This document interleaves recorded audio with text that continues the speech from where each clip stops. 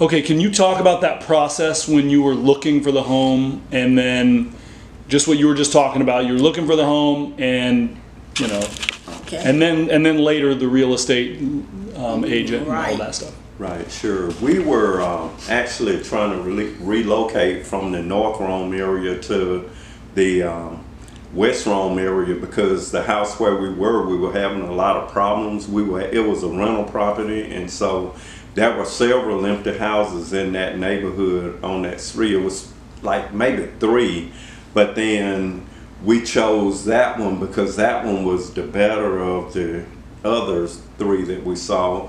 And I liked the location because it was going to be easier for us to be at work because the hospital was right around the corner from where we lived. And so we thought, great, this will be a nice area. And plus, it was an area that was at the time well kept. And so we thought, okay, we were kind of moving up in a nice area.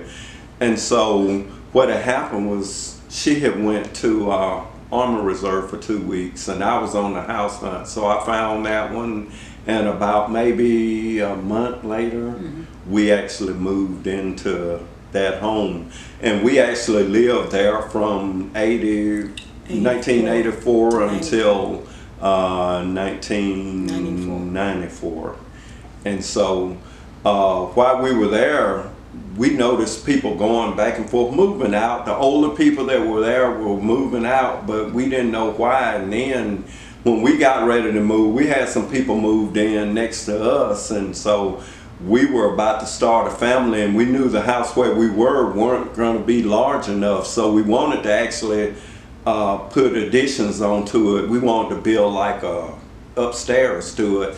And so when we contacted the real estate agent about building on there, she said, oh, you guys, she's a very well-known real estate agent in the area, and she was like, you guys don't really want to build onto this house because 10 years from now this area is going to look totally different, and it's going to be vagrant, and it's going to be vacated. And she said it's probably going to be a lot of Hispanics moving in here.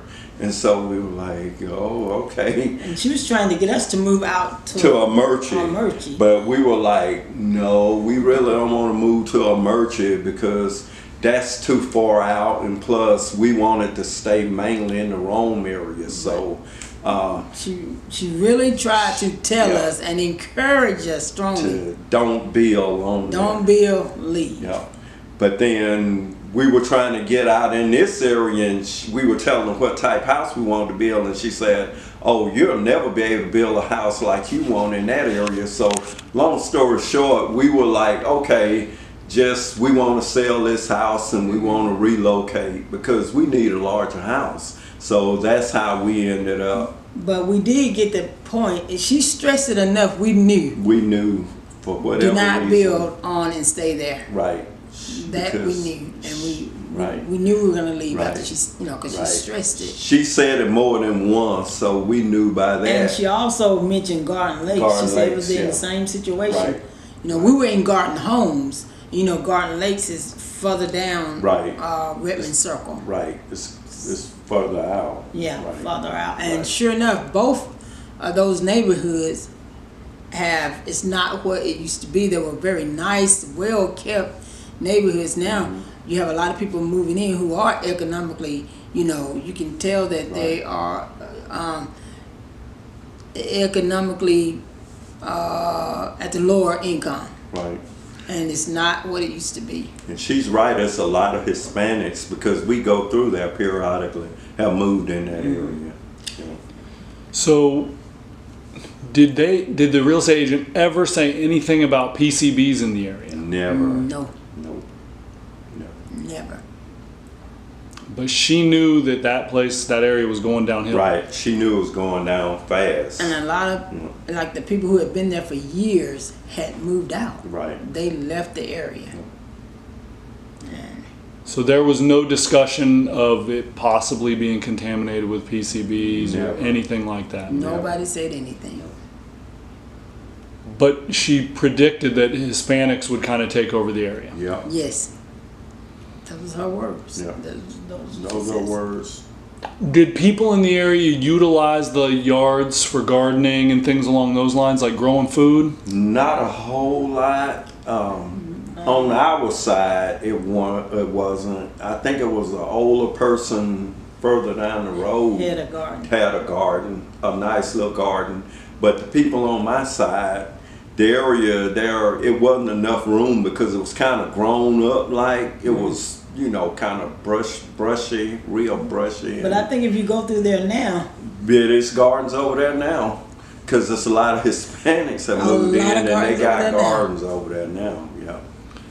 What concerns me is that they don't typically speak English, and so it's hard for them to know what's going on. And so the real estate agents never disclosed anything about PCBs. No, absolutely not. not to us. Cause They sold we started out renting that home. right, And we eventually bought the home. right. We bought it. Nobody said anything. Nobody said anything. But we knew our The price was awfully low though. right. Our landlord, which was an excellent, wonderful lady, her family had moved over there back in the 50s when they first started garden homes, and she was talking about how vibrant it was and how nice it was and so on and so forth. But after her kids grew up and moved out, they moved more out they moved out toward where auto collision is. I don't know what that area is called, but it was nicer, larger houses over there. And so we rented to buy for a while, and then we were able to purchase that one from her. Right.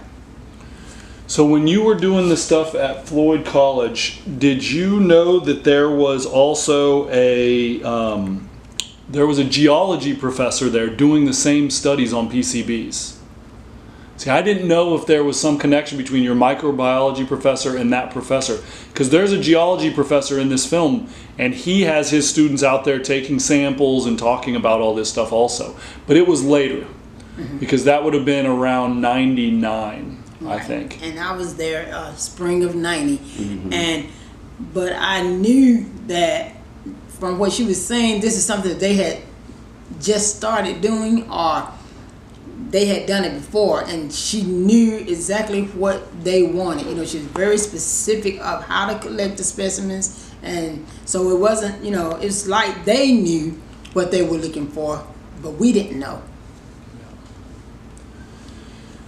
But that was early. But in the 1970s is when it was revealed that PCBs were being spread in the area, and so I mean, they had to stop using PCBs in the 70s, but it was so contaminated at that site that they continued to be spreading through our local riverways. So the lack of knowledge, had I known that, we would not have ever moved. We wouldn't have ever moved over there. But we had no idea. Yeah. And it then was 24 and it was unfortunate. 26. Yeah. First house, it was a nice home. It was a brick home, and we were like, Yeah. this is nice. Yeah. You know, it was our first home. Yeah. We were very proud of it, fix it up, and make it really, really nice. But we had no idea. So when you were moving out, what was the composition, like the ethnic composition of the neighborhood? When we were moving out, it was Pretty much still the same. there were no Hispanics. There were no Hispanics there. over there when we moved out. You know, Caucasian and African American. Right. You know, there were no Hispanics there at the time, and it was years before. You know. Yeah, it was years before the Hispanics We were there 10 started years, over and there. it was never. Yeah. It was just, like I say, Caucasians and African Americans, and that was it. That was it. And now, what do you think it is? Oh, we ride by there We ride through a lot. There's a few Caucasians, maybe some of the older people that have been there for years are still there on the lower end, but on the far end down from where we live down, it's only Hispanics mostly. And a couple of whites, like this, the older whites that have lived there for years, they're still on the low end, but it's mainly Afro-Americans and Hispanics. In fact, they built some new houses over in the same area, and it's Hispanics that have purchased the new houses. Where is that at? Down on the lower end of Woodbine. You know all those brick new houses. They built new houses and Oh, Airport Road. yeah, on Airport Road and on Woodbine, and it's Hispanics down there. Did you all ever wonder like why? So that GE plant is just empty. Does it make you wonder like what exactly is going on I with knew that? something happened. I did when I told her, because see, I don't want to get into it too much, but I actually work with people that transferred from Pittsfield, Massachusetts when it first opened, and some of their ones that moved out there.